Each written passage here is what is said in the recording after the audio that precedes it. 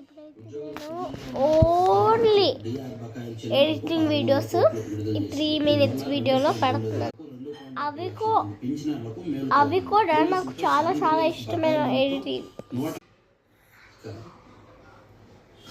Germany chancellor Friedrich Merz India 2 రోజుల పర్యటన నిమిత్తం వచ్చారు. నిన్న గుజరాత్లోని అహ్మదాబాద్ వెళ్ళారు. సో అక్కడ సబర్మతి ఆశ్రమాన్ని సందర్శించారు. మహాత్ముడు నివాళులర్పించారు, అందించారు. క్లాస్ స్పీకర్ ఒకరిద్దరికి అలా చేస్తే మిగిలిన వారికి చురుకు వస్తుంది. నిధులున్న ఎందుకు ఖర్చు చేయరు? అధికారులపై సీఎం ఆగ్రహం. చంద్రబాబు ఫిబ్రవరి నెలపై బడ్జెట్ పూర్తి చేద్దామని సూచన. అందుబాటులో ఉన్న నిధులు ఖర్చు చేయకపోవడం చాలా సీరియస్ విషయం. కరెక్టే కదా. ఇప్పుడు రోడ్లు వేయడానికి కేంద్రం నుంచి దాదాపుగా 1000 కోట్లు వచ్చాయి అనుకో. అందులో 100 కోట్లు 150 కోట్లు పనులు చేసి మిగిలిన పెండింగ్లో ఉంటే తప్ప అధికారులదే కదా, యంత్రాంగందే కదా.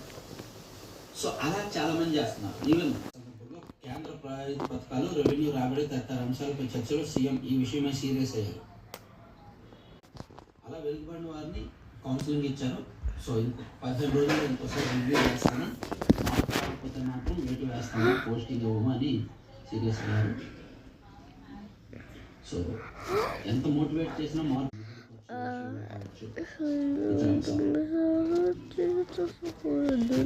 నర్మదా సాగర్ విషయంలో తెలంగాణ సుప్రీంకోర్టులో రిట్ పిటిషన్ వేసింది కదా, దానికి సుప్రీంకోర్టు తిరస్కరించింది. రిట్ పిటిషన్ చేస్తామని కాదు.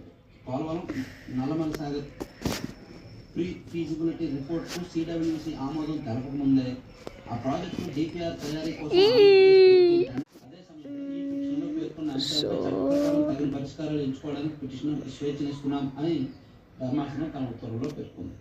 సో దీంతో తెలంగాణ ప్రభుత్వం ఏం చేసిందంటే ఆ పిటిషన్ ఉపసంహరించుకొని సివిల్ సూట్ దాఖలు చేస్తాము ఇవాళ రేపట్లో అని. Let's replay. భవన ఇతర నిర్మాణ కార్మికుల సంక్షేమ మండలి భవన ఇతర కార్మికుల సంక్షేమ మండలి ద్వారా కార్మికుల కోసం. Okay, now this one to this one. This one to this one. Yes, this one to this one.